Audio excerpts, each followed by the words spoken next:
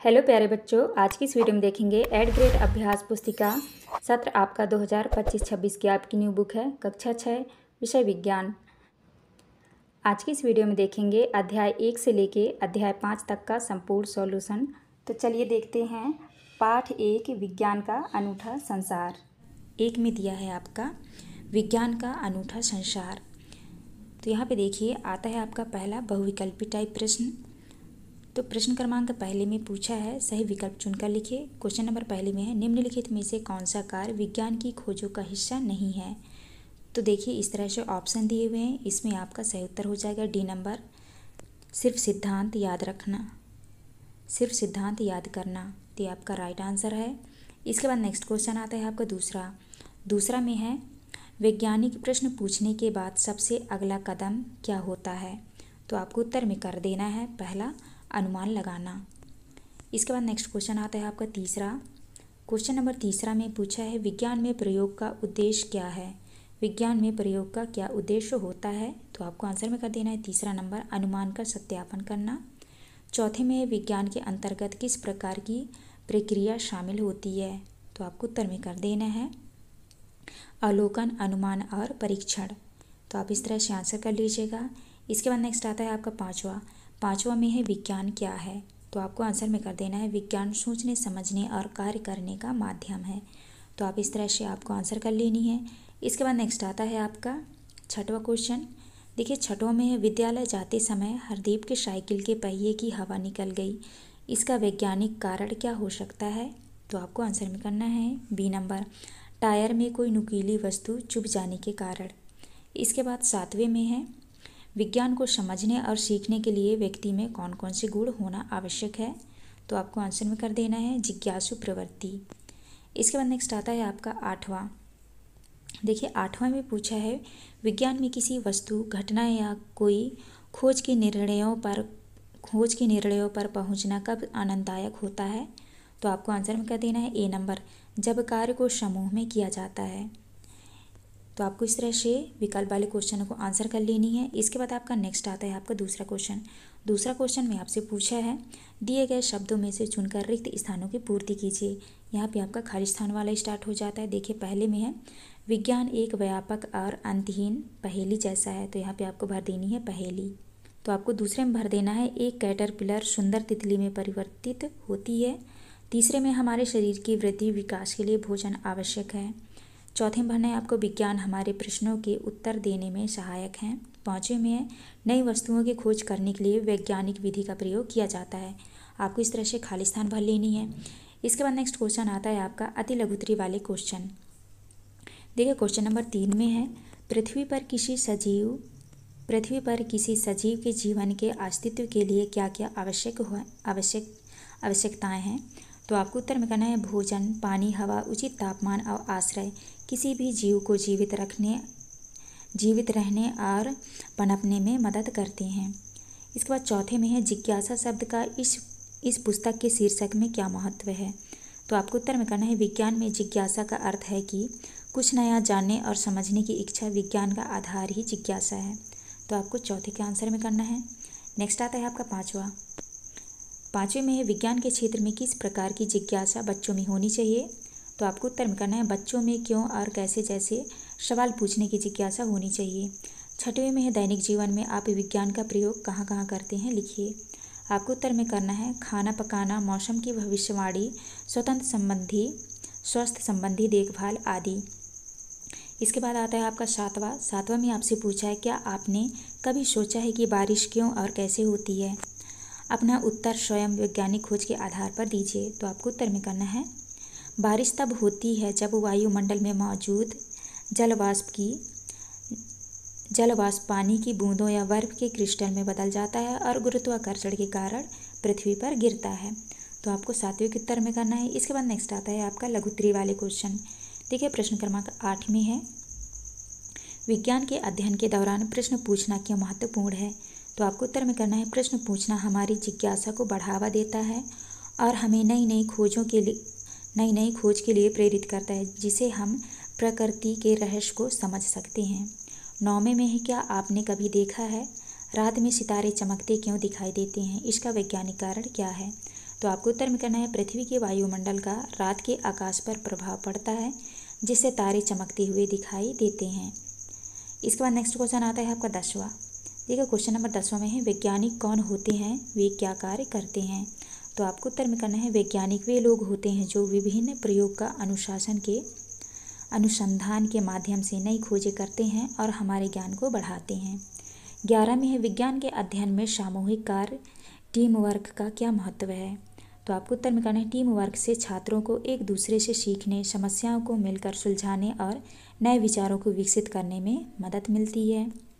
इसके बाद 12 में है विज्ञान का अध्ययन करते समय किन मूल्यों को अपनाना चाहिए।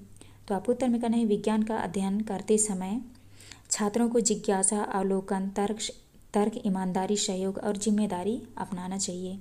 तो आपको इस तरह 12 के उत्तर में करना है। इसके बाद आपका नेक्स्ट क्वेश्चन आता है आपका 13।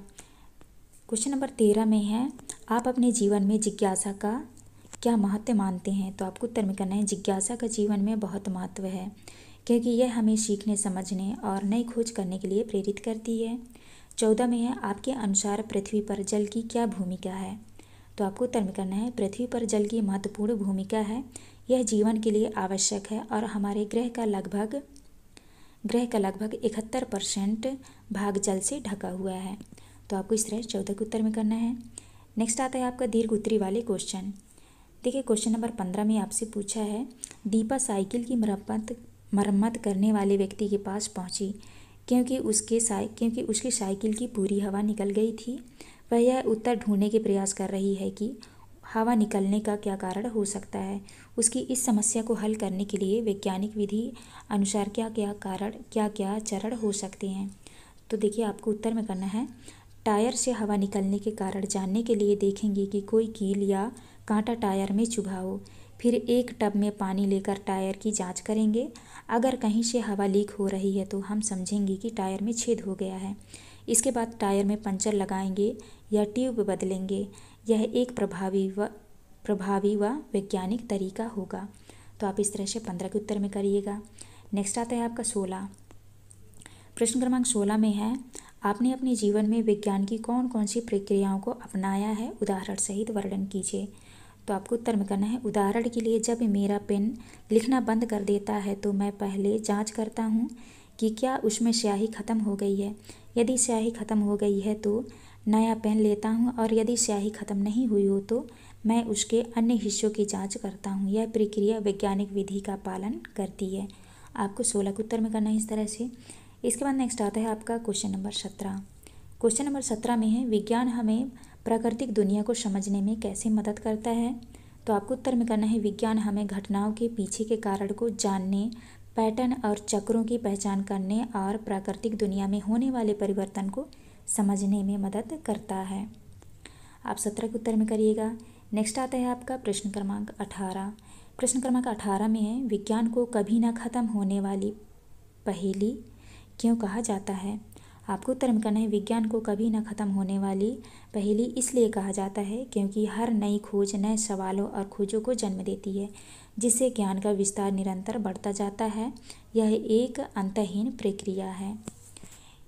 तो आपको इस तरह 18 के उत्तर में करना है। नेक्स्ट आता है आपका प्रश्न क्रमांक 19। तो देखिए प्रश्न क्रमांक 19 में पूछा है विज्ञान का अध्ययन ब्रह्मांड की बड़ी समस्याओं और रहस्यों को सुलझाने में कैसे मदद कर सकता है। आपको उत्तर में करना है विज्ञान के अध्ययन से हमें अवलोकन, प्रयोग और तर्क के माध्यम से दुनिया को समझने में मदद मिलती है। यहाँ हमें जटिल समस्याओं को हल करने और नई खोज करने के लिए आवश्यक कौशल और ज्ञान प्रदान करता है। इसके बाद नेक्स्ट आता है आपका क्वेश्चन नंबर 20। क्वेश्चन नंबर 20 में है हम क्यों कह सकते हैं कि विज्ञान हमारे चारों ओर हर जगह है। आपको उत्तर में लिखना है हम जिस हवा में सांस लेते हैं वहाँ से लेकर आकाश में तारों तक सब कुछ वैज्ञानिक सिद्धांतों से जुड़ा है। विज्ञान हमारे दैनिक जीवन में लागू होता है। हमारे द्वारा खाए जाने वाले भोजन से लेकर हमारे द्वारा उपयोग किए जाने वाले उपकरणों तक सभी में विज्ञान है। तो आपको इस तरह से 20 के आंसर में करना है। अध्याय 2 में है सजीव जगत में विविधता। क्वेश्चन की ओर चलते हैं। देखिए पहला क्वेश्चन आता है आपका बहुविकल्पी टाइप प्रश्न। प्रश्न क्रमांक पहले में पूछा है एक विद्यार्थी ने मिट्टी से एक नवोद्भित पौधे खोद निकाला तथा प्रेक्षण किया कि उसके साथ पौधे का एक भाग भी बाहर निकल आया है। उस भाग से बाल जैसी संरचनाएं निकली हुई थी। यह पौधे का कौन सा भाग हो सकता है?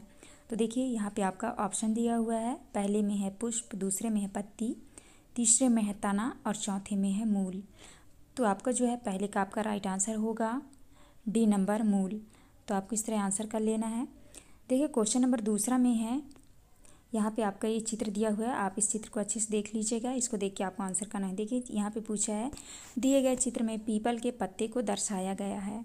देखिए यहाँ पे ये पीपल का पत्ता है। पत्ते की शिरा विन्यास के बारे में क्या निष्कर्ष निकाला जा सकता है?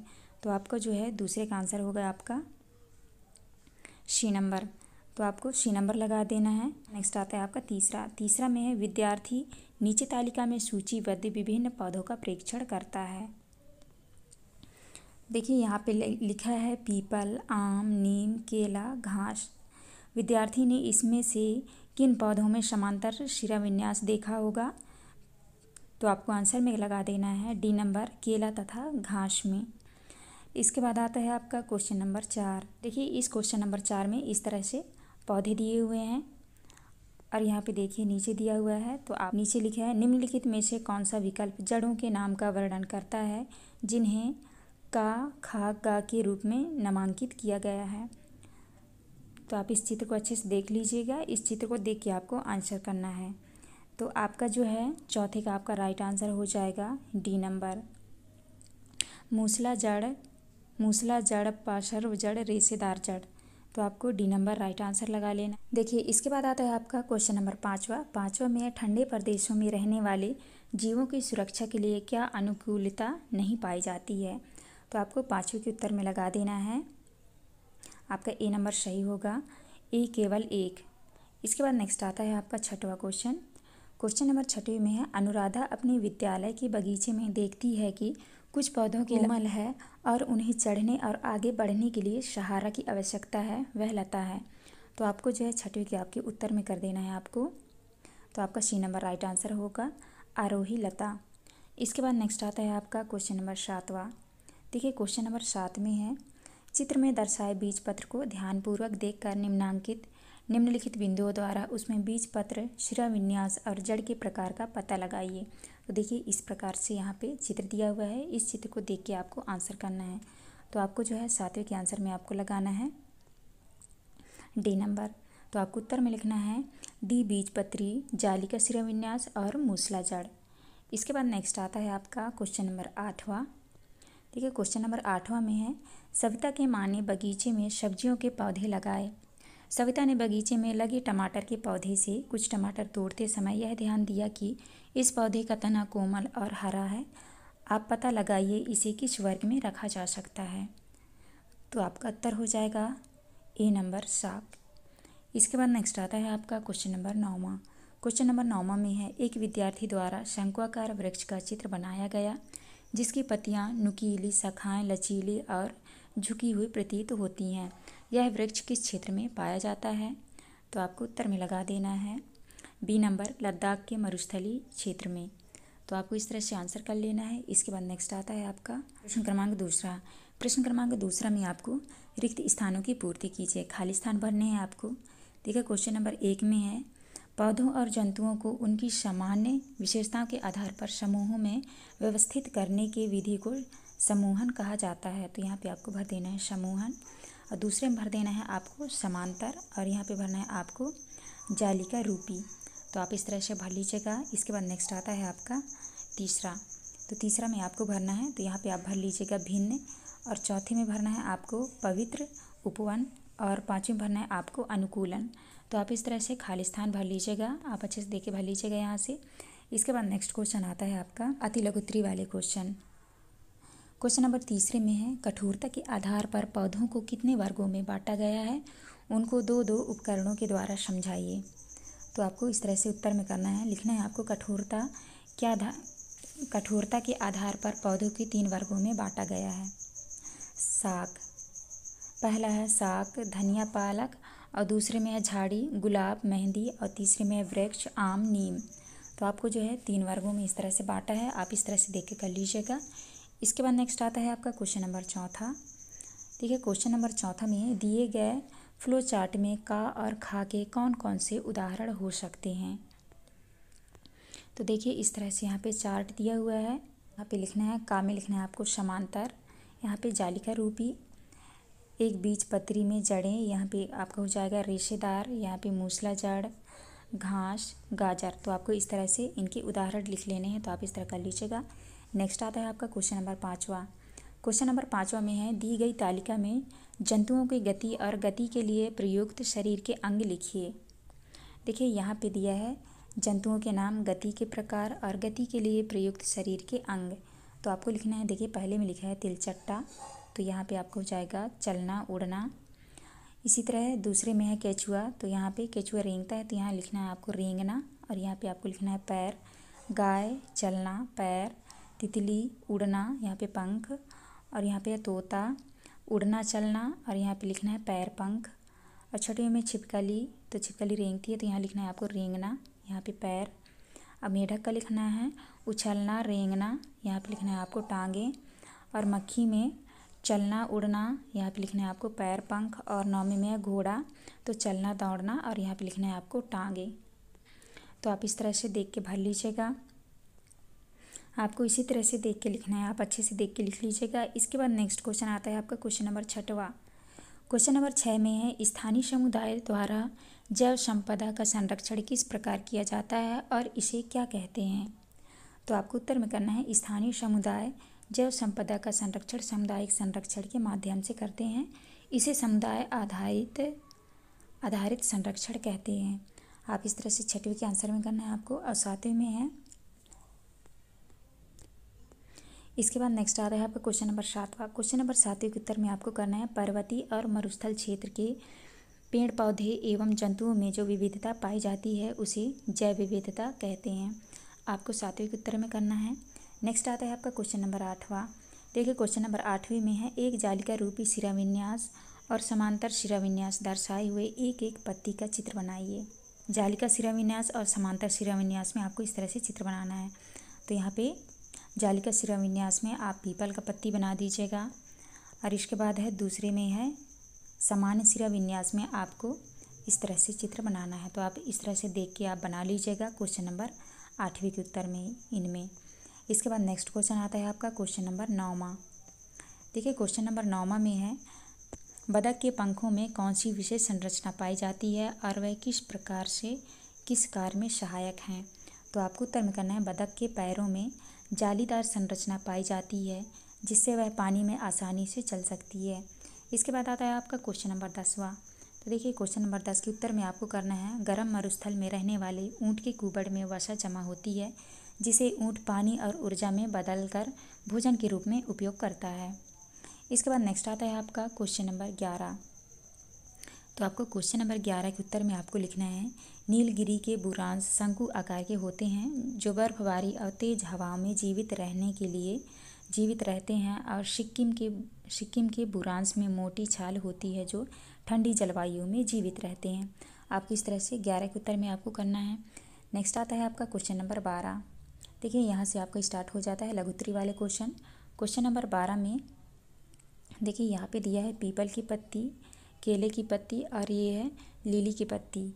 आपको उत्तर में करना है, पीपल की पत्ती में आपको लिखना है जालीदार शिराविन्यास होता है इसमें, और केले के पत्ती में समांतर शिराविन्यास होता है, और लीली के पत्ती में समांतर शिराविन्यास। तो आपको इस तरह से 12 के उत्तर में करना है।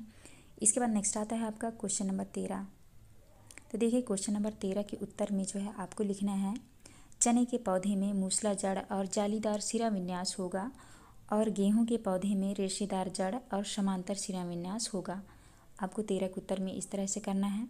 नेक्स्ट आता है आपका क्वेश्चन नंबर 14। तो देखिए क्वेश्चन नंबर 14 के उत्तर में आपको करना है, यहाँ पे देखिए लिखा है समूह का और यहाँ द्विबीजपत्री मूसला जड़। तो आपको उदाहरण में लिखना है गाजर और दूसरे के उदाहरण में आपको लिखना है गेहूँ। तो आप इस तरह से 14 के उत्तर में करिएगा। और यहाँ पे देखिए लिखा है आपका, और आपको लिखना है पहले में द्विबीजपत्री पौधों की पत्तियों में जालिका रूपी शिराविन्यास होता है, एक बीजपत्री पौधे की पत्तियों में समांतर शिराविन्यास होता है। आपको इस तरह से क्वेश्चन नंबर 14 के उत्तर में आपको करना है। तो आप अच्छे से देख के कर लीजिएगा। नेक्स्ट क्वेश्चन आता है इसके बाद आपका 15। देखिए क्वेश्चन नंबर 15 में है मूसला जड़ तंत्र एवं झकड़ा जड़ तंत्र को दर्शाते हुए नामांकित चित्र बनाइए। तो आपको जो है इनमें चित्र बनाना है। तो आपको इस तरह से चित्र बनाना है, देख लीजिए। आपको इस तरह से चित्र बनाना है, देख लीजिए। ये है आपका मूसला जड़ और ये है आपका रेशेदार जड़। तो आपको जो है इन चित्रों को एक एक साइड यहाँ पे बनाना है। यहाँ पे आप बना लीजिएगा मूसला जड़ का, यहाँ पे झकड़ा जड़ तंत्र का। तो आप जो है इन चित्रों को देख के आपको बनाना है, तो आप बना लीजिएगा। इसके बाद नेक्स्ट क्वेश्चन आता है आपका क्वेश्चन नंबर 16। देखिए क्वेश्चन नंबर 16 के उत्तर में आपको लिखना है हादीज पत्री पौधों की पत्तियों में जालिका रूपी शिरा विन्यास और मूसला जड़ होती हैं, जबकि एक बीजपत्री पौधों में समांतर शिरा विन्यास और रेशेदार जड़ होती हैं। आपको 16 के उत्तर में करना है।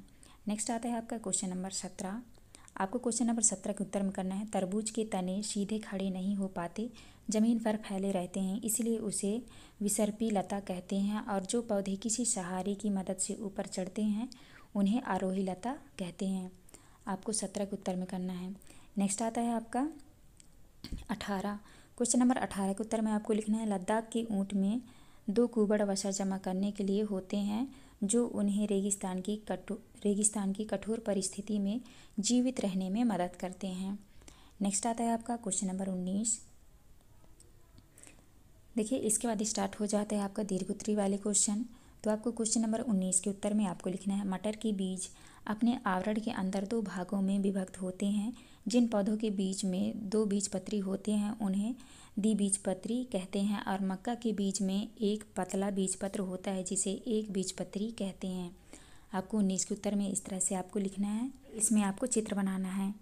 तो देखिए एक साइड आपको बनाना है द्विबीजपत्री का, ये चना का है तो आप इसको बनाइएगा, और दूसरी साइड आपको बनाना है मक्के का, एक बीजपत्री बीज का। तो आप इस चित्र को देख के आप बना लीजिएगा। इसके बाद आपका नेक्स्ट क्वेश्चन आता है क्वेश्चन नंबर 20।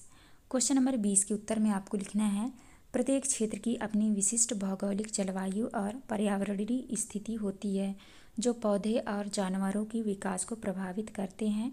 मरुस्थल और पर्वतीय क्षेत्रों में पाई जाने वाली पौधों की प्रजातियां इन विशिष्ट परिस्थितियों के अनुकूलन होती है, जिससे उनकी जैव विविधता अन्य क्षेत्रों से भिन्न होती है। आपको 20 के उत्तर में करना है इस तरह से। नेक्स्ट आता है आपका प्रश्न क्रमांक 21। तो ये देख लीजिए, ये रहा आपका क्वेश्चन नंबर 21। तो आप पढ़ लीजिएगा। इसके बाद आपको आंसर करना है। तो आपको आंसर में इस तरह से लिखना है। आपको लिखना है गर्म रेगिस्तान में ऊँट के लंबे पैर और चौड़े खुर होते हैं, जो उन्हें गर्म रेत में चलने में मदद करते हैं, जबकि ठंडे रेगिस्तान में ऊँट के पैर छोटे होते हैं, जो उन्हें पहाड़ी क्षेत्रों में चलने में मदद करते हैं। आपको 21 के उत्तर में करना है। इसके बाद नेक्स्ट क्वेश्चन आता है आपका क्वेश्चन नंबर 22। तो देखिए क्वेश्चन नंबर 22 आपका इस तरह से दिया हुआ है। तो आपको आंसर में लिखना है क्वेश्चन नंबर 22 के। आपको उत्तर में लिखना है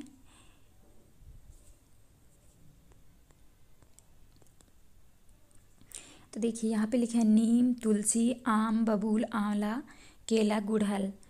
तो आप जो है इसको इस तरह से बना के आपको लिखना है। यहाँ पे जगह नहीं थी इसलिए ऐसा लिखा गया है। उत्तर में आपको लिखना है बीज की प्रवृत्ति। तो नीम में हो जाएगा आपका। बीज की प्रवृत्ति कैसी होती है? नीम की होती है कड़वी, और तुलसी का कसैला, आम कठोर, और बबूल चपटे, आंवला चपटे, और केला रेशेदार होता है, और गुड़हल छोटे। तो आप इस तरह कर लीजिएगा। इसके बाद है जड़ तंत्र में लिखना है आपको मूसला रेशेदार, मूसला रेशेदार, मूसला रेशेदार, मूसला। और तने की प्रवृत्ति होती है मोटा कठोर, और आम का होता है मोटा, बबूल का होता है पतला, और आंवला का होता है पतला, और केला का मोटा, और गुड़हल का होता है कठोर। इसके बाद शिराविन्यास में देखिए नीम का होता है जालिका, तुलसी का भी होता है जालिका, और आम का समांतर, बबूल का समांतर, आंवला का समांतर, और केला का जालिका। तो आपको जो है इस तरह से आपको कोष्टक बना के आपको इस तरह से आंसर करना है। तो आप लिख लीजिएगा अच्छे से। इसके बाद नेक्स्ट आता है आपका क्वेश्चन नंबर 23। देखिए क्वेश्चन नंबर 23 में यहाँ पे चित्र दिया हुआ है। इस तरह से लिखा है मैदानों में पाई जाने वाली बकरी, और ये है पर्वतीय बकरी। तो इन चित्रों को देख के आपको आंसर करना है। देखिए इस तरह से आपको लिखना है। यहाँ पे समानताएं असमानताएं। यहाँ पे लिखना है आपको शाकाहारी बोविडे परिवार, स्तनधारी खुर। इसके बाद असमानताएं में लिखना है आपको आकार, आवास, सामाजिक व्यवहार, उपयोग। समानताएं में दूध, मांस, फाइबर, ऊन, बाल, प्रजनन। और यहाँ असमानता में आपका है बाल, जलवायु, क्षेत्र, वजन। तो आपको जो है इस तरह से आपको क्वेश्चन नंबर 23 का आंसर करना है, तो आप कर लीजिएगा। इसके बाद आपका नेक्स्ट आता है परियोजना कार। तो देखिए इस परियोजना कार में आपको इस तरह से आपको आंसर करना है। यहाँ पे आपका होगा वैज्ञानिक का नाम व चित्र और यहाँ पे योगदान, संक्षिप्त उल्लेख। तो यहाँ पे वैज्ञानिक का नाम है सलीम अली, यहाँ पे आप चित्र भी बना लीजिएगा। और योगदान में आपको लिखना है इन्होंने पक्षियों की विविधता का अवलोकन किया, उन्हें भारत का पक्षी पुरुष वर्ल्ड मैन ऑफ इंडिया के नाम से जानते हैं, उन्हें 1976 में पद्म विभूषण से सम्मानित किया गया था। इसके बाद आपका आता है दूसरे में है जानकी अम्माल। तो यहाँ पे आपको चित्र भी बना लेनी है। आपको लिखना है यह एक भारतीय वंशपति शास्त्री थे, इन्होंने साइलेंट वैली बचाओ आंदोलन में महत्वपूर्ण भूमिका निभाई थी। इसके बाद तीसरा में है अजीत कुमार। और यहाँ पे आपको लिखना है एक प्रसिद्ध जीव विज्ञानी हैं, उन्होंने भारतीय वन्यजीव संस्थान और सलीम अली पक्षी विज्ञान केंद्र में काम किया है। इसके बाद नेक्स्ट आता है आपका चौथे में लिखना है आपको डॉक्टर वी बालकृष्णन। आपको यहाँ पे लिखना है इन्होंने दक्षिणी पश्चिमी घाट के जंगली खाद रतालू की आनुवांशिक विविधता पर काम किया है। तो आपको इस तरह से वैज्ञानिक के नाम और उन्होंने क्या कार्य किए हैं उनके बारे में आपको लिखना है, तो आप इस तरह से लिख लीजिएगा। इसके बाद आपका नेक्स्ट आता है आपका प्रोजेक्ट कार दूसरा। 2 में पूछा है अपने दादा दादी से चर्चा कर विभिन्न प्रकार के पौधों और जंतुओं को खोजिए जो कि दादा दादी के समय में दिखाई देते थे परंतु वर्तमान में कम अथवा नहीं दिखाई देते। ऐसे पौधों एवं जंतुओं के बीच चित्र एकत्रित कर एक स्क्रैप बुक तैयार कीजिए। तो आपको जो है यहाँ पे आपको स्क्रैप बुक तैयार करना है, तो आप इसको कर लीजिएगा। इसके बाद नेक्स्ट आता है आपका प्रोजेक्ट कार 3। प्रोजेक्ट कार 3 में देखिए आपको इस तरह से आंसर करना है। यहाँ पे लिखना है आपको परियोजना का नाम, लागू करने का समय, परियोजना का उद्देश्य और भारत सरकार द्वारा किया गया प्रकाश कार्य। पहले में है हाथी परियोजना, लागू करने का समय है इसका 1992 और परियोजना का उद्देश्य है हाथियों की आबादी बढ़ाने और भारत सरकार द्वारा किया गया प्रयास हाथियों का संरक्षण। दूसरे में है घड़ियाल परियोजना 1975, लुप्त प्राय घड़ियाल का संरक्षण और घड़ियाल का संरक्षण। तीसरे में है गिद्ध संरक्षण परियोजना, कब लागू हुआ था 2001 में, गिद्धों की आबादी बढ़ाना और गिद्ध को मारने पर जुर्माना। इसके बाद आता है आपका चौथा में देखिए यहाँ पे है समुद्री कछुआ परियोजना 1999 में लागू हुआ था, कछुआ का संरक्षण, अवैध शिकार को रोकना। पाँचवें में है हिम तेंदुआ परियोजना 2009 में लागू हुआ, तेंदुआ का संरक्षण, लुप्त प्राय प्रजाति को बढ़ाना। तो आप इस तरह से आंसर करिएगा। तो प्यारे बच्चों यहाँ पे हमारी वीडियो कंप्लीट होती है। अध्याय 3 में है उचित आहार स्वस्थ शरीर का आधार।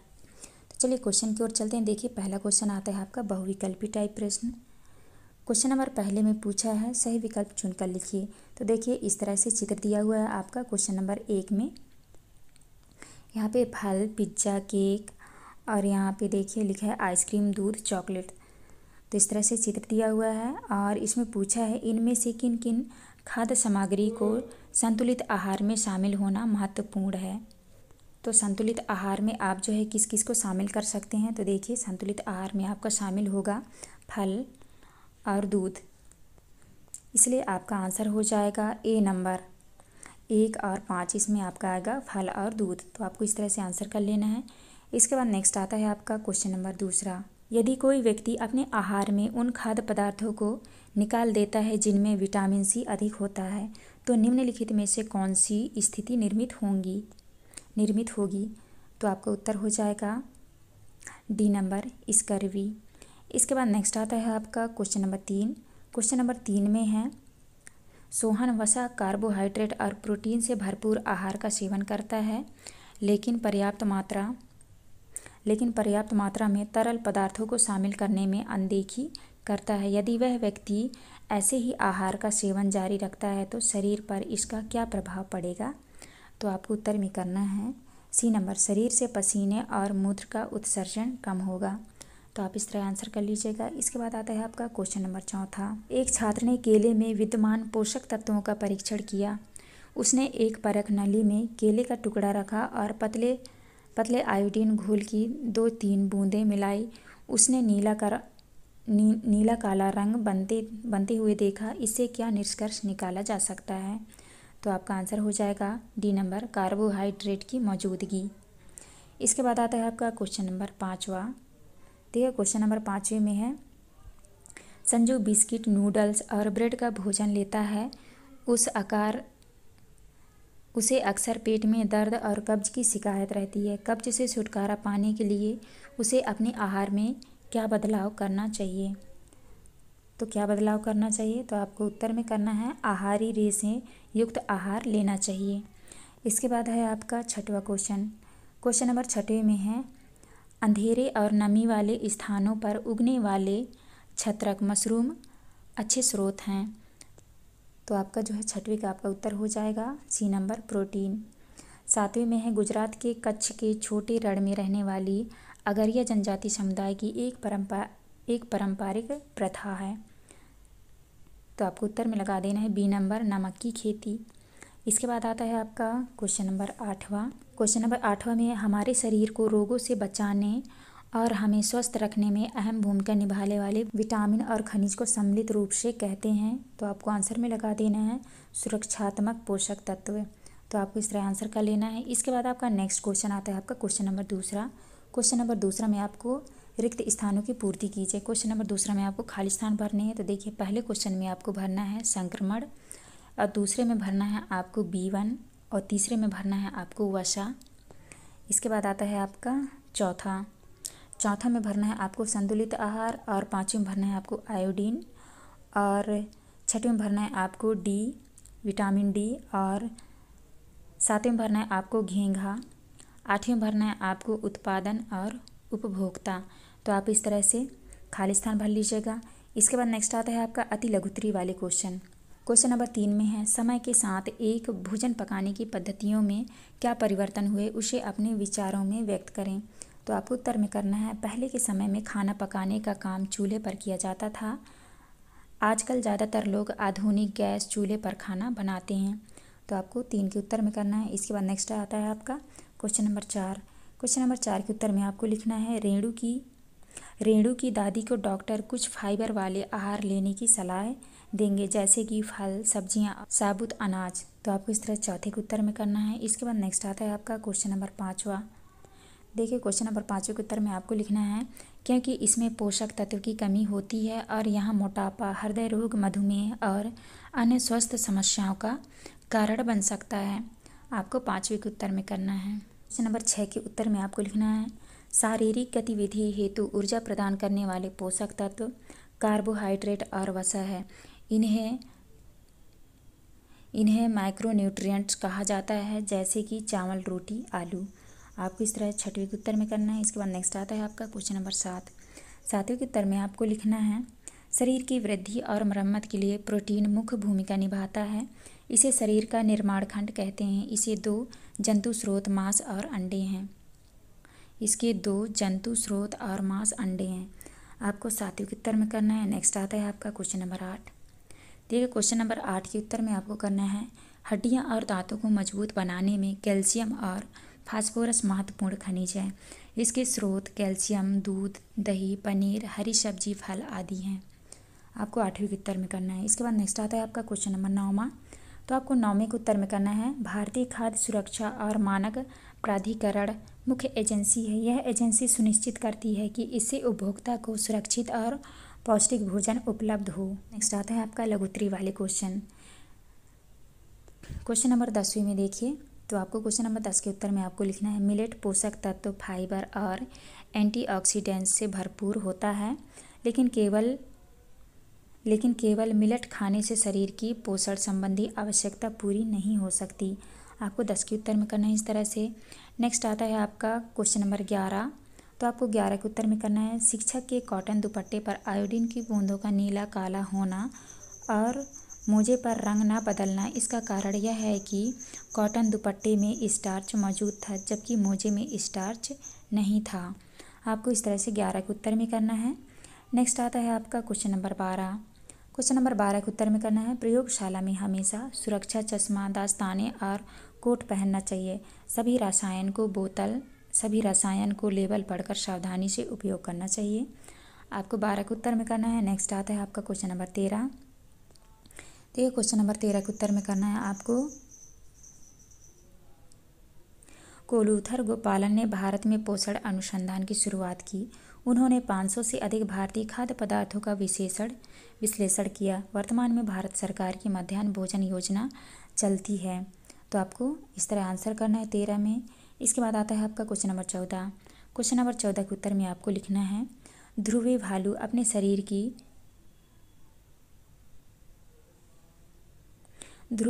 अपने शरीर की चयापचय दर को धीमा कर देते हैं और ऊर्जा की खपत कम कर देते हैं। इस समय वह अपने शरीर में जमा वसा का उपयोग करते हैं। आपको 14 के उत्तर में करना है। नेक्स्ट आता है आपका क्वेश्चन नंबर 15। तो देखिए क्वेश्चन नंबर 15 में आपको लिखना है, यहाँ पे लिखना है आपको भोजन के घटक, विटामिन या और खनिज। यहाँ पे लिखना है कार्य, स्रोत, अभावजन्य रोग या विकार। यहाँ पे लिखना है आपको लक्षण। तो विटामिन B1 में यहाँ पे आपको कार्य में लिखना है तंत्रिका कोशिका को स्वस्थ रखता है। और स्रोत में लिखना है आपको मांस, अंडे। और विकार में लिखना है आपको एनीमिया। और लक्षण में थकान, सांस फूलना। दूसरे में है विटामिन, शरीर वृद्धि और विकास। स्रोत में लिखना है आपको सब्जी, फल, रतौंधी, रिकेट्स। और लक्षण में थकान, कमजोरी। आयरन में आपको लिखना है हीमोग्लोबिन बढ़ाना। स्रोत में लिखना है पालक, गुड़। और विकार में लिखना है आपको एनीमिया। और लक्षण में लिखना है आपको चक्कर आना। तो आपको इस तरह से क्वेश्चन नंबर 15 के उत्तर में आपको करना है। आप अच्छे से देख के कर लीजिएगा। नेक्स्ट आता है आपका क्वेश्चन नंबर 16। ठीक है, क्वेश्चन नंबर 16 के उत्तर में आपको इस तरह से लिखना है, तैली धब्बा वसी की उपस्थिति दर्शाता है और दूध धब्बे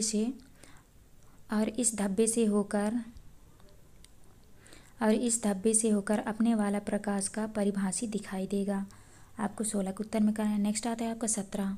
तो आपको 17 के उत्तर में करना है, शरीर की वृद्धि और विकास के लिए कार्बोहाइड्रेट, प्रोटीन, वसा, विटामिन, खनिज लक्षण होना आवश्यक है और इसे संतुलित आहार कहते हैं। आपको 17 के उत्तर में करना है। नेक्स्ट आता है आपका क्वेश्चन नंबर 18। देखिए क्वेश्चन नंबर 18 के उत्तर में आपको इस तरह से लिखना है, अच्छा स्वस्थ व्यक्ति के मानसिक, शारीरिक और सामाजिक खुशहाली की स्थिति है। बीमारियों से बचने और खुशहाल जिंदगी जीने के लिए स्वास्थ्य को बनाए रखना महत्वपूर्ण है। आपको इस तरह 18 के उत्तर में करना है। नेक्स्ट आता है आपका दीर्घ उत्तरी वाले प्रश्न। देखिए क्वेश्चन नंबर 19 में आपको इस तरह से उत्तर में लिखना है, खेत से भोजन हमारी थाली तक पहुंचने में उत्पादन, प्रसंस्करण, वितरण और उपभोग शामिल है। खाद्य मील को कम करना महत्वपूर्ण है क्योंकि इससे लागत, प्रदूषण और स्थानीय किसानों पर पड़ने वाले नकारात्मक प्रभाव को कम किया जा सकता है। आपको 19 के उत्तर में करना है। नेक्स्ट आता है आपका क्वेश्चन नंबर 20। तो देखिए क्वेश्चन नंबर 20 में का नंबर में पूछा है, वह किस अभावजन्य रोग से पीड़ित है। तो आपको उत्तर में लिखना है रतौंधी। दूसरे में है उसके आहार में किस खाद्य घटक की कमी हो सकती है। तो आपको लिखना है विटामिन A।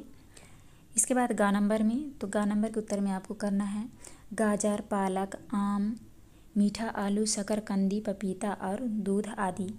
तो आपको इस तरह से गा नंबर के उत्तर में करना है। इसके बाद नेक्स्ट आता है आपका क्वेश्चन नंबर 21। तो देखिए ये रहा आपका क्वेश्चन नंबर 21। तो चलिए क्वेश्चन नंबर 21 के आंसर का देखते हैं। देखिए पहले में पूछा है, चिकित्सक ने सूरज को कैल्शियम की गोली क्यों दी। तो आपको उत्तर में करना है, कैल्शियम हड्डियों को प्रमुख घटक है। यह टूटी हड्डियों को जोड़ने और मजबूत रखने में सहायता करता है। ख नंबर में है, दूसरी बार देखने पर चिकित्सक ने उसे कैल्शियम की गोली के साथ विटामिन D युक्त सिरप भी क्यों दिया। तो आपको उत्तर में करना है, विटामिन D शरीर को हड्डियों के लिए कैल्शियम को अवशोषित करने में सहायता करता है। और गा नंबर में देखिए, गा नंबर के उत्तर में आपको करना है, मेरे मन में सवाल उठता है कि डॉक्टर ने कैल्शियम की गोली के साथ विटामिन D क्यों दी। तो आपको इस तरह से आंसर करना है। इसके बाद आता है आपका क्वेश्चन नंबर 22। क्वेश्चन नंबर 22 में देखिए यहाँ पे है, आपको निम्नलिखित पदार्थ उपलब्ध कराए जाते हैं। तो देखिए इस तरह से ये लिखा हुआ है। तो आपको 22 के उत्तर में करना है, 22 के उत्तर में आपको करना है, मैं ताज़े फल और अंकुरित अनाज पसंद करूंगा क्योंकि इनमें पोषक तत्व भरपूर होता है और pizza, burger, idli, sambar, chips, Kurkure हमारे शरीर के लिए हानिकारक हैं, इसलिए मैं इसे नहीं लूँगा। तो आपको इस तरह से 22 के उत्तर में करना है। इसके बाद नेक्स्ट आता है आपका क्वेश्चन नंबर 23। देखिए क्वेश्चन नंबर 23 में आ नंबर में पूछा है, मैराथन धावक दौड़ के समय और उसके पश्चात ग्लूकोज युक्त पानी क्यों पीता है। तो आपको उत्तर में करना है, ग्लूकोज से हमारे शरीर को ऊर्जा मिलती है और थकान को कम करने में मदद मिलती है। खा नंबर में आपको लिखना है, क्योंकि इसे शरीर को गर्म रखने, ऊर्जा प्रदान करने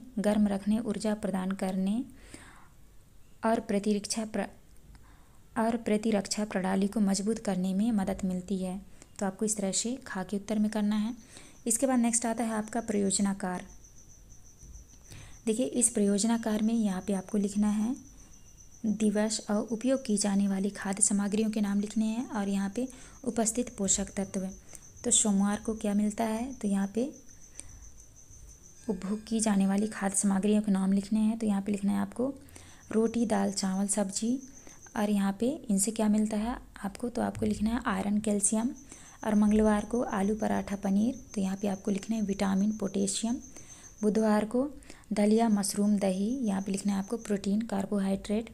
गुरुवार को सेव, पोहा, भिंडी, रोटी, यहाँ पे लिखना है आपको विटामिन ए, विटामिन सी। और शुक्रवार को गोभी पराठा, मसूर दाल, चावल, यहाँ पे लिखना है आपको प्रोटीन, कार्बोहाइड्रेट। और शनिवार को मांस, अंडे, और यहाँ पे लिखना है आपको प्रोटीन, विटामिन ए। तो आपको इस तरह से प्रयोजनाकार 1 में आपको लिखना है। इसके बाद नेक्स्ट आता है आपका प्रोजेक्ट 2। देखिए प्रोजेक्ट 2 में इस तरह से यहाँ पे दिया हुआ है। तो यहाँ पे लिखना है आपको खाद्य पदार्थ का नाम लिखना है। यहाँ पे ऊर्जा, वसा, कार्बोहाइड्रेट, प्रोटीन, आहारी रेशें, अन्य पे आपको जो है इनका आंसर खुद से कर लेना है या अपने क्लास टीचर से आप पूछ लीजिएगा। इसके बाद नेक्स्ट आता है आपका प्रोजेक्ट 3 और इस प्रोजेक्ट 3 का भी आंसर आपको अपने से कर लेना है या फिर अपने क्लास टीचर से पूछ के आप कर लीजिएगा। तो प्यारे बच्चों, यहाँ पे हमारी वीडियो कंप्लीट होती। तो अध्याय 4 में दिया है आपका चुंबकों को जाने। देखिए पहले क्वेश्चन आता है आपका बहुविकल्पी टाइप प्रश्न क्रमांक पहले में पूछा है, प्राचीन समय में समुद्री रास्तों में नाविक रात्रि के समय दिशा का निर्धारण किस आधार पर करते थे। तो आपको सही आंसर लगा देना है ए नंबर, तारों की स्थिति से। इसके बाद आपका नेक्स्ट क्वेश्चन आता है आपका क्वेश्चन नंबर 2। देखिए क्वेश्चन नंबर 2 में है, एक विद्यार्थी ने चुंबकों के साथ प्रयोग किया जिसमें उसने चित्र में दर्शाए अनुसार कुछ चुंबक एक भिन्न क्रम में रख दिए। देखिए यहाँ पे लिखा है प्रेक्षण के आधार पर इनमें से कौन सा विकल्प निष्कर्ष को दर्शाता है। तो आपका जो है दूसरे का आपका सही उत्तर हो जाएगा सी नंबर, विपरीत ध्रुव आकर्षित तथा समान ध्रुव प्रतिकर्षित करते हैं। तो आपको सी नंबर राइट आंसर लगा लेना है। इसके बाद नेक्स्ट आता है आपका क्वेश्चन नंबर 3। देखिए क्वेश्चन नंबर 3 में है, एक विद्यार्थी को विज्ञान परियोजना कार्य के लिए 2 चुंबकों की आवश्यकता है, किंतु उसके पास एक ही चुंबक था। उसने उसी चुंबक और एक कील की सहायता से एक अतिरिक्त चुंबक बनाने का निर्णय लिया। उसे अतिरिक्त चुंबक बनाने के लिए कौन सी प्रक्रिया का पालन करना चाहिए। तो आपको इसमें राइट आंसर हो जाएगा डी नंबर, कील को चुंबक पर बार बार रगड़ना। इसके बाद नेक्स्ट आता है आपका क्वेश्चन नंबर 4। देखिए क्वेश्चन नंबर 4 में है, यदि आपको कोई ऐसा चुंबक मिले जिस पर ध्रुवों की पहचान अंकित नहीं है तो आप निम्न में से किस प्रक्रिया के द्वारा चुंबक के ध्रुवों की पहचान करेंगे। तो आपको आंसर कर देना है बी नंबर, चुंबक को चुंबकीय सुई के पास ले जाना। इसके बाद नेक्स्ट आता है आपका क्वेश्चन नंबर 5। देखिए क्वेश्चन नंबर 5 में इस तरह से आपका यहाँ पे चित्र दिया हुआ है। यहाँ पे लिखा है, एक छात्र ने एक ध्रुव वाला चुंबक प्राप्त करने के लिए एक छड़ चुंबक चित्र ए को चित्र बी में दर्शाए अनुसार उस छड़ चुंबक को 3 भागों में तोड़ दिया। छात्र को चित्र बी के अनुसार किस भाग में एक ध्रुव वाला चुंबक प्राप्त होगा। तो आपको आंसर में कर देना है डी नंबर, उपरोक्त किसी भाग से नहीं। तो आप इस तरह से 5 के उत्तर कर लीजिएगा। नेक्स्ट आता है आपका 6वां। देखिए क्वेश्चन नंबर 6 में है, यदि किसी छड़ चुंबक को एक पैकेट लोहे की पिनों में लपेटा जाए तो सर्वाधिक पिन के चुंबक किस ध्रुव की ओर आकर्षित होंगे। तो आपको आंसर में कर देना है डी नंबर, दोनों ध्रुवों पर। नेक्स्ट आता है आपका 7वां। 7 में, यदि किसी चुंबक को 10 बार भागों में तोड़ दिया जाए तो चुंबक के कितने दक्षिणी ध्रुव और कितने उत्तरी ध्रुव होंगे? तो आपको आंसर में कर देना है बी नंबर 10 दक्षिणी ध्रुव और 10 उत्तरी ध्रुव। आप इस तरह आंसर कर लीजिएगा। इसके बाद आता है आपका क्वेश्चन नंबर 8वां। देखिए क्वेश्चन नंबर 8 में है आसमान ध्रुव वाले चुंबक को एक दूसरे के समान रखकर संग्रहित करना क्यों महत्वपूर्ण है? तो आपका जो है 8वीं का आपका राइट आंसर हो जाएगा बी नंबर, चुंबकों को अपना चुंबकत्व खोने से रोकने के लिए।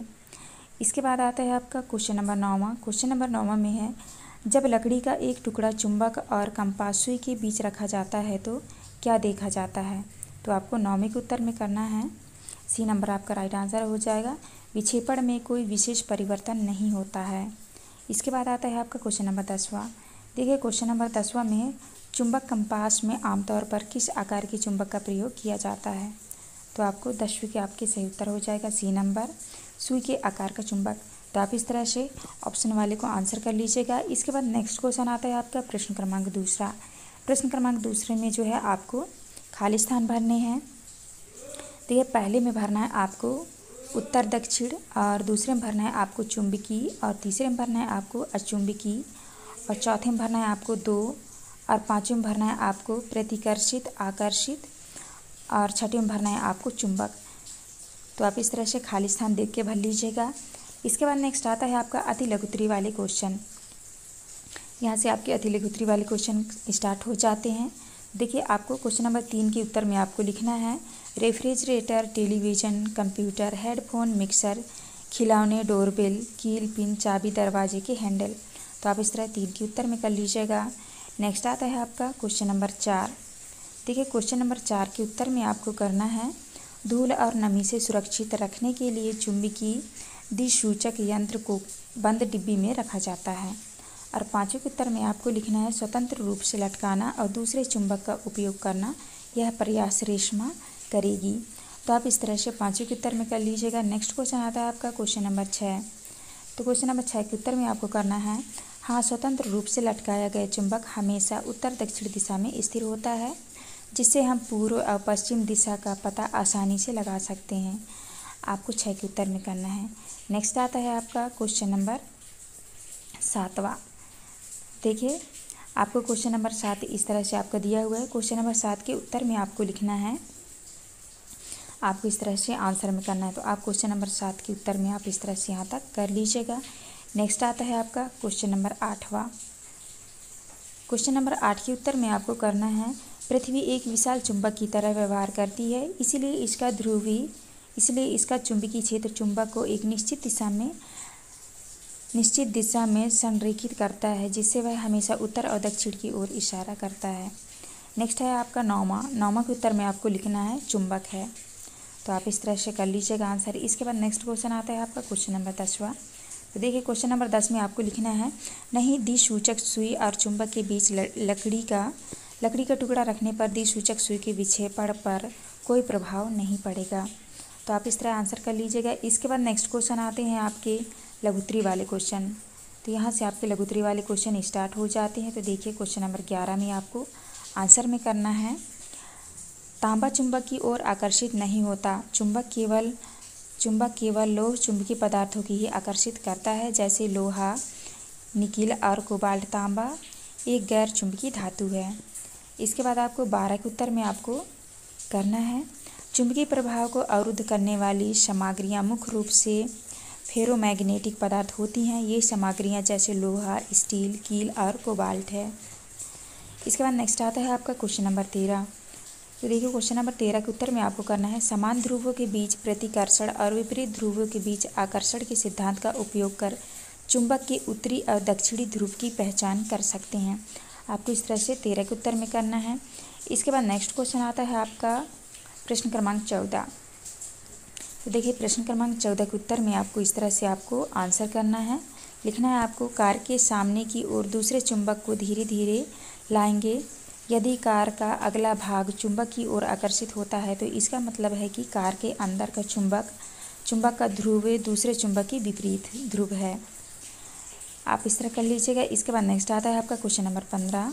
तो आपको 15 के उत्तर में करना है नहीं दीपा अपनी कार में सफल नहीं हुई क्योंकि चुंबक के जितने भी छोटे टुकड़ों में तोड़ा जाए, हर टुकड़े में हमेशा 2 ध्रुव, उत्तरी और दक्षिण ध्रुव मौजूद होते हैं। इसके बाद नेक्स्ट क्वेश्चन आता है आपका क्वेश्चन नंबर 16। देखिए क्वेश्चन नंबर 16 के उत्तर में आपको करना है चुंबकीय पदार्थ में लिखना है आपको वे पदार्थ जो चुंबक द्वारा आकर्षित होते हैं, जैसे लोहा, निकेल। और अचुंबक पदार्थ में लिखना है आपको वे पदार्थ जो चुंबक द्वारा आकर्षित नहीं होते हैं, जैसे कि लकड़ी, प्लास्टिक। तो आप इस तरह 16 के उत्तर में कर लीजिएगा। नेक्स्ट आता है आपका क्वेश्चन नंबर 17। देखिए क्वेश्चन नंबर 17 के आंसर में आपको करना है चुंबक के ध्रुवों पर चुंबकीय क्षेत्र सबसे मजबूत होता है। ध्रुवों पर चुंबकीय बल रेखाएं होती हैं, जिससे वे लोहे के टुकड़ों को अधिक आकर्षित करते हैं। नेक्स्ट आता है आपका क्वेश्चन नंबर 18। तो देखिए ये रहा आपका क्वेश्चन नंबर 18। चित्र को देखकर निम्न प्रश्नों के उत्तर दीजिए। तो आपको जो है इस चित्र को देखकर आपको आंसर करना है। तो देखिए पहला दिया है यहाँ पे दिए गए उपकरण का नाम बताइए। तो यहाँ पे आपको आंसर में लिखना है यह चुंबकीय कंपास है। दूसरे में है तो आपको दूसरे के उत्तर में करना है चुंबकीय कंपास की सुई विक्षेपित हो जाएगी। और तीसरे के उत्तर में आपको करना है चुंबकीय कंपास का उपयोग दिशा ज्ञात करने के लिए करते हैं। इसके बाद नेक्स्ट आता है आपका क्वेश्चन नंबर 19। क्वेश्चन नंबर 19 के उत्तर में आपको देखिए इस तरह से आपको लिखना है किसी चुंबक को पीटना, पटकने, गर्म करने, समान ध्रुव को पास पास लाने व सही रख रखाव न करने से किसी भी चुंबक का चुंबकत्व नष्ट हो जाता है। इसके बाद आपके स्टार्ट हो जाते हैं दीर्घ उत्तरी वाले क्वेश्चन। तो देखिए यहाँ से दीर्घ उत्तरी वाला क्वेश्चन आता है आपका। तो इस तरह से यहाँ पे चित्र दिया हुआ है, आप क्वेश्चन अच्छे से देख लीजिए। आंसर में आपको लिखना है, आपको 20वें के आंसर में लिखना है जब दो चुंबक के समान ध्रुव एक दूसरे के पास लाए जाते हैं तो उनमें प्रतिकर्षण होता है। चित्र में चुंबक की का और खा के समान ध्रुव एक दूसरे के सामने हैं, जिस कारण चुंबक के नीचे नहीं जा रहा है। चुंबक का को खा के संपर्क में लाने के उपयोग चुंबक का को पलट दें, चुंबक खा को हटा दें और फिर से विपरीत ध्रुव के साथ लगाएं। तो आपको इस तरह से 20 के आंसर में करना है। इसके बाद नेक्स्ट आता है आपका क्वेश्चन नंबर 21। देखिए क्वेश्चन नंबर 21 में इस तरह से चित्र दिया हुआ है, आप अच्छे से देख लीजिएगा। मैं आपको आंसर पढ़ के बता दे रही। तो आपको यहाँ पे देखिए लिखना है आकर्षित होने वाली वस्तुएं, प्रतिकर्षित होने वाली वस्तुएं। आकर्षित होने वाली वस्तुएं में आपको लिखना है लोहे के कील, पिन, कैंची, चाबी। और प्रतिकर्षित में लकड़ी का टुकड़ा, कांच की गिलास, पेंसिल, रबर। और यहाँ पे स्टेपलर, सेफ्टी पिन। और यहाँ पे लिखना है मोमबत्ती, पेन, रुमाल। तो आपको इस तरह से आंसर करना है। इसके बाद नेक्स्ट क्वेश्चन आता है आपका क्वेश्चन नंबर 22। देखिए क्वेश्चन नंबर 22 में आपके पहले के आंसर में आपको लिखना है चुंबक हमेशा उत्तर दक्षिण दिशा में ठहरेगा। और दूसरे के उत्तर में करना है चुंबक को चुंबकत्व उसके ध्रुव पर सर्वाधिक होगा। इसके बाद तीसरे के उत्तर में आपको लिखना है चुंबक को ऊंचे तापमान से दूर रखना चाहिए, चुंबक को गिरने, जोर से टकराने से बचाना चाहिए।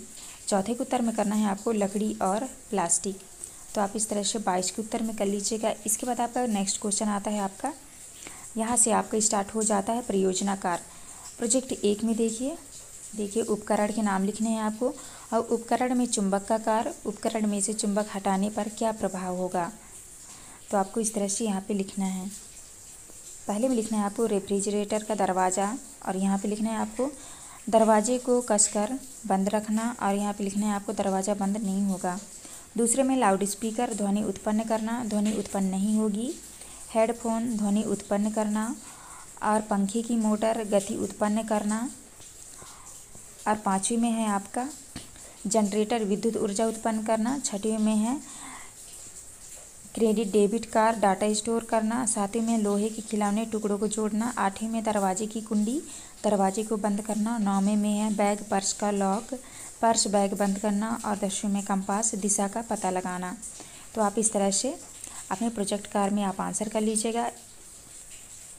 तो आप इस तरह से अच्छे से देख के आप लिख लीजिएगा। तो प्यारे बच्चों यहाँ पे हमारी वीडियो कंप्लीट होती है। अध्याय 5 में आपका दिया हुआ है लंबाई एवं गति। तो चलिए शुरू करते हैं। देखिए पहला क्वेश्चन आता है आपका बहुविकल्पी टाइप प्रश्न।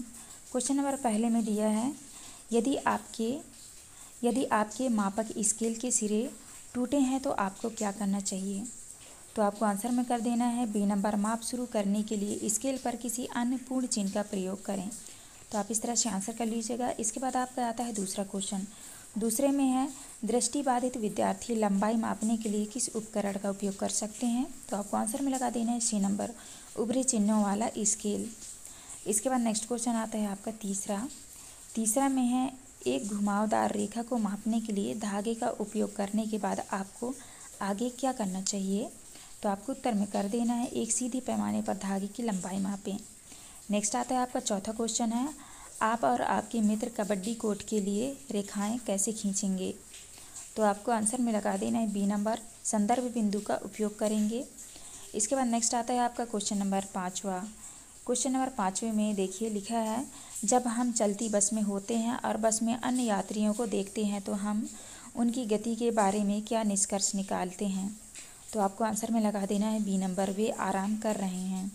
तो आप इस तरह कर लीजिएगा। नेक्स्ट आता है आपका क्वेश्चन नंबर 6वां। देखिए क्वेश्चन नंबर 6वें के उत्तर में आपको लगा देना है B नंबर, लचीले मापन फीते से। इसके बाद आता है आपका क्वेश्चन नंबर 7वां। देखिए क्वेश्चन नंबर 7वां आपका इस तरह से है और 7वें के उत्तर में आपको लगा देना है, मैं आपको कर देना है A नंबर, दिल्ली 0 किलोमीटर। इसके बाद आता है आपका क्वेश्चन नंबर 8वां। तो देखिए क्वेश्चन नंबर 8वां इस तरह से आपका क्वेश्चन नंबर 8 के उत्तर में आपको लगा देना है निशान के ठीक ऊपर, तो आप इस तरह से कर लीजिएगा। इसके बाद आपका नेक्स्ट क्वेश्चन आता है आपका क्वेश्चन नंबर दूसरा। क्वेश्चन नंबर दूसरा जो है आपका रिक्त स्थान वाले क्वेश्चन है। तो देखिए पहले में भरना है आपको 2.54 सेंटीमीटर होते हैं और दूसरे में भरना है आपको आवृत्ति गति, तीसरे में भरना है आपको धागा और चौथे में भरना है आपको मीटर और पाँचवें में भरना है आपको देखिए और पाँचवें भरना है आपको 0.1 सेंटीमीटर और छठे में भरना है आपको वृत्तीय गति। तो आप इस तरह से खाली स्थान अच्छे से देख के भर लीजिएगा। इसके बाद नेक्स्ट स्टार्ट होता है आपका अति लघुत्तरी वाले क्वेश्चन। तो देखिए क्वेश्चन नंबर 3 में जो है क्वेश्चन नंबर 3 के उत्तर में आपको लिखना है दृष्टि बाधित व्यक्ति ब्रेल स्केल या टेप माप का उपयोग कर सकते हैं। इसके बाद आता है आपका क्वेश्चन नंबर 4। देखिए क्वेश्चन नंबर 4 के उत्तर में आपको लिखना है नहीं रेल की पटरी की लंबाई मापने के लिए किलोमीटर और मोबाइल की मोटाई मापने के लिए मिलीमीटर व सेंटीमीटर का उपयोग करना चाहिए। तो आप इस तरह से 4 के उत्तर में कर लीजिएगा। नेक्स्ट आता है आपका क्वेश्चन नंबर 5वां। क्वेश्चन नंबर 5वां में देखिए आपको इस तरह से क्वेश्चन नंबर 5 के आंसर में आपको इस तरह से आपको लिख लेना है, तो आप कर लीजिएगा। नेक्स्ट आता है आपका क्वेश्चन नंबर 6वां। क्वेश्चन नंबर 6 में दीपक की गति दोलन गति, झूले पर झूलना, हरदीप की गति वृत्तीय गति, मेरी गो राउंड झूले पर घूमना। तो आप इस तरह से 6वें के उत्तर में कर लीजिएगा। इसके बाद नेक्स्ट क्वेश्चन आता है आपका क्वेश्चन नंबर 7वां। देखिए क्वेश्चन नंबर 7 के उत्तर में आपको लिखना है पेड़ से फल गिरना सरल रेखी गति कहलाता है और दीवार घड़ी में सुइयों की गति वृत्तीय गति कहलाती है। तो आपको इस तरह 7 के उत्तर में करना है। नेक्स्ट है आपका 8वां। 8 के उत्तर में आपको लिखना है संदर्भ बिंदु वह स्थिर बिंदु है जिसका उपयोग किसी अन्य वस्तु की स्थिति या गति का वर्णन करने के लिए किया जाता है। नेक्स्ट आता है आपका लघुत्तरी वाले क्वेश्चन। देखिए क्वेश्चन नंबर 9 में के उत्तर में आपको इस तरह से लिखना है मानक इकाइयाँ पूरे विश्व में एक समान होती हैं और सटीक तथा तुलनात्मक माप प्रदान करती हैं जिससे संचार और व्यापार में सुविधा होती है। नेक्स्ट आता है आपका क्वेश्चन नंबर 10। 10 के उत्तर में आपको करना है अंतर्राष्ट्रीय इकाई प्रणाली में मीटर लंबाई की मूल इकाई है क्योंकि यह लंबाई के मापन इसके लिए सटीक संदर्भ प्रदान करता है जिससे वैज्ञानिक अनुसंधान और अंतर्राष्ट्रीय व्यापार में एकरूपता बनी रहती है। तो आपको इस तरह 10 के उत्तर में करना है। इसके बाद नेक्स्ट क्वेश्चन आता है आपका क्वेश्चन नंबर 11। 11 के उत्तर में आपको लिखना है एक धागे का उपयोग करके घुमावदार रेखा की लंबाई को मापा जा सकता है। नेक्स्ट आता है आपका क्वेश्चन नंबर 12। तो देखिए 12 के उत्तर में आपको इस तरह से लिखना है, आप क्वेश्चन अच्छे से देख लीजिएगा।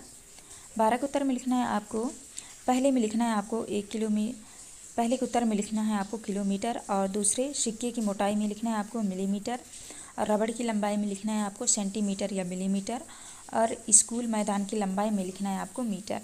तो आप इस तरह आंसर कर लीजिएगा। नेक्स्ट आता है आपका क्वेश्चन नंबर 13।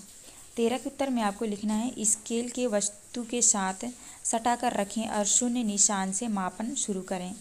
दूसरे में है माप लेते समय आँख की स्थिति बिल्कुल लंबवत होनी चाहिए। नेक्स्ट है आपका क्वेश्चन नंबर 14। 14 के उत्तर में आपको करना है पहले में लिखना है आपको लुढ़कती हुई गेंद में लिखना है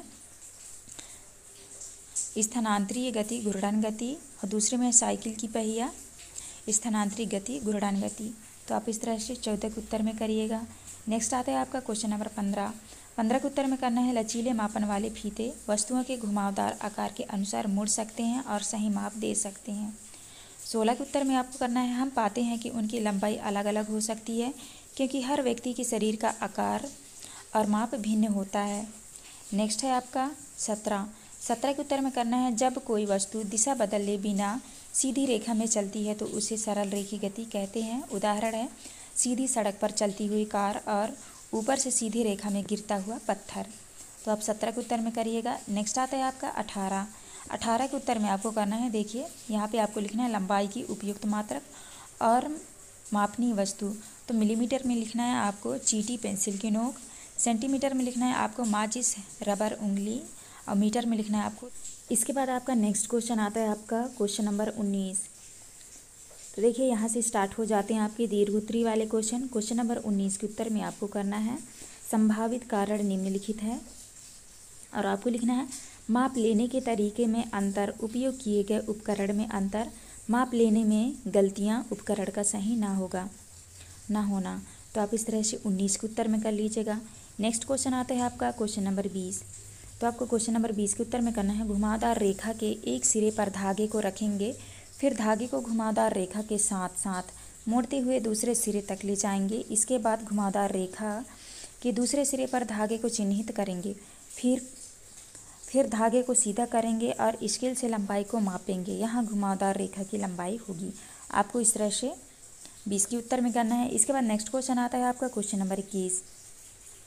देखिए क्वेश्चन नंबर 21 के उत्तर में आपको करना है संदर्भ बिंदु एक स्थिर या ज्ञात स्थान होता है जिसे किसी वस्तु की स्थिति को सटीक रूप से बताया जा सकता है।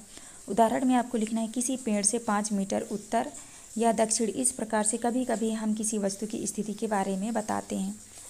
इसके बाद नेक्स्ट क्वेश्चन आता है आपका प्रश्न क्रमांक 22। देखिए प्रश्न क्रमांक 22 में जो है आपको इस तरह से उत्तर में आपको लिखना है गतिशील वस्तुओं में लिखना है आपको चलती हुई कार, उड़ती हुई चिड़िया, घूमता हुआ पंखा, बहता हुआ पानी, चलती हुई घड़ी की सुई। विराम अवस्था में वस्तुएं में लिखना है आपको कुर्सी, दीवार, किताब, पहाड़, घर। विराम अवस्था वाली वस्तुओं को गतिशील बनाने के लिए किताब को उड़ाना, कुर्सी को खींचना, दीवार गिराना, पहाड़ तोड़ना आदि। आप इस तरह से क्वेश्चन नंबर 22 के उत्तर में आपको लिखना है। इसके बाद यहाँ पे आ जाता है आपका प्रयोजनाकार। देखिए प्रोजेक्ट 1 में आपसे पूछा है तो आपको प्रोजेक्ट 1 के उत्तर में आपको करना है वृत्तीय गति के उदाहरण में आपको लिखना है घड़ी की सुइयों की गति, पंखे की ब्लेड की गति, पृथ्वी का सूर्य के चारों ओर घूमना, साइकिल के पहिए की गति, चरखी पर झूलते हुए व्यक्ति की गति। दोलन गति के उदाहरण में आपको लिखना है झूले की गति, घड़ी के पेंडुलम की गति, सिलाई मशीन की सुई की गति, गिटार के तार का माप कंपन, दीवार घड़ी में लटके हुए पेंडुलम की गति। आपको इस तरह से आंसर करना है। इसके बाद आता है आपका प्रोजेक्ट 2। प्रोजेक्ट 2 में देखिए यहाँ पे आपसे पूछा है सहपाठी का नाम और लंबाई मीटर में, लंबाई सेंटीमीटर में। तो आप अपने दोस्तों का नाम लिख लीजिएगा यहाँ पे, सहपाठियों के नाम और उनकी लंबाई मीटर और सेंटीमीटर कितनी है। तो आप इसको कर लीजिएगा। तो प्यारे बच्चों यहाँ पे हमारी वीडियो कंप्लीट होती है। आपको हमारी वीडियो अच्छी लगी तो प्लीज़ हमारे चैनल को लाइक एंड सब्सक्राइब करें।